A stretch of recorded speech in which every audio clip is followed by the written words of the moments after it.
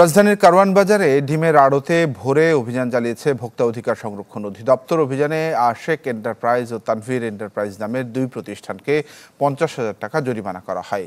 একই দিনে বিভিন্ন দামে ডিম বিক্রয়, রসিদে কাটাছেঁড়া করে দাম বৃদ্ধি সহ নানান অভিযোগে সকল প্রতিষ্ঠানকে জরিমানা করা হয়। ডিমের দাম নিয়ন্ত্রণে এ ধরনের অভিযান অব্যাহত থাকবে বলে জানান ভোক্তা অধিদপ্তরের সহকারী পরিচালক আব্দুল জব্বার মণ্ডল। সঠিক মাত্রার কার্বন কম্বিনেশন বৃদ্ধি করে পাইপের ডাক্টিলিটি ও হেভি লোড নেয়ার ক্ষমতা। Falcon MS pipe.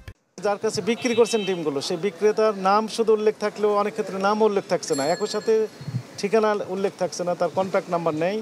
এবং খুচরা পর্যায়ে আমরা লক্ষ্য করলাম যে 12 টাকা থেকে 12.5 টাকা করে ডিম বিক্রি হচ্ছে।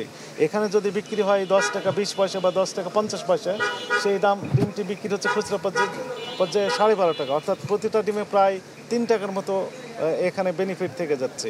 এই মধ্যস্বত্বী ভোগী কারা, এটাও আমাদের ফাইন্ড আউট করার প্রয়োজন আসছে।